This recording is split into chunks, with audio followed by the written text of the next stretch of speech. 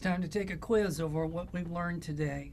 So question number 1, what is heat? So heat is going to be given by the letter Q, and it does have the units of joules, J, and heat is going to be the transfer of energy from one system to another through the disorganized motion of molecules.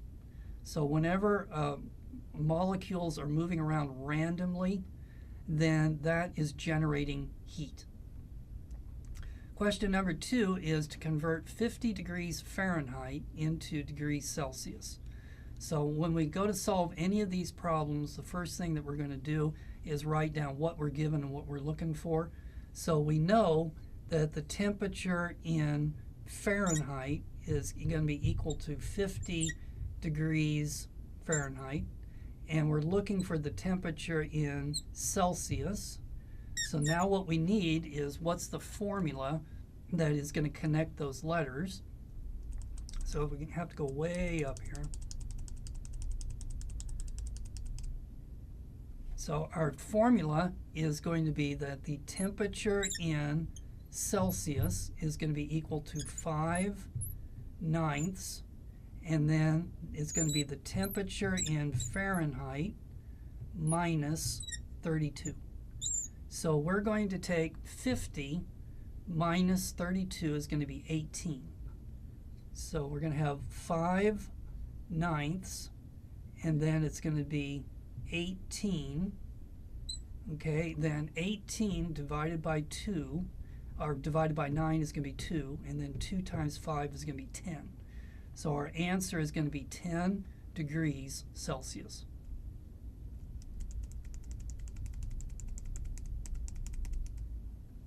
Okay, number 3. What variables describe a gas? And it says to use the ideal gas law to guide your thinking. So what's the ideal gas law?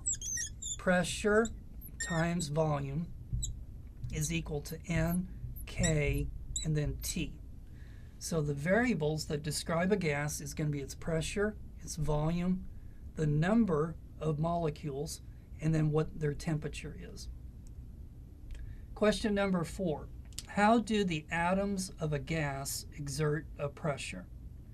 So this is the one where we talked about that as, let me put it over here, as the temperature goes up, what does it do? So as the temperature goes up, it causes the speed, V, of the molecules to increase. So what does that do? So that caused the momentum of the molecules to increase. Momentum P, lowercase p. And then the momentum caused the force of the molecules when they hit the sides of the container to go up, and then that caused the pressure to go up. So temperature goes up, causes the pressure to go up. Temperature goes up, causes the pressure to go up. Question number 5 is, what are 2 ways of giving energy to a system? You can either do work, W, on it, or you can add heat to it. So W and Q. And when you add those 2 things together, that's E. That's the energy of the system, or it's the change in the energy of the system. And then question number 6, what is the second law of thermodynamics? So it means that in any system, as the system operates, it's going to have to release heat into the surroundings. So all systems must waste heat. And then number 7, what is entropy? So entropy is going to be related to the disorder of a system. So the more disordered the system is, the greater its entropy is going to be. So that's our lesson on, we learned about heat, work, temperature, ideal gas law, and then the 4 laws of thermodynamics.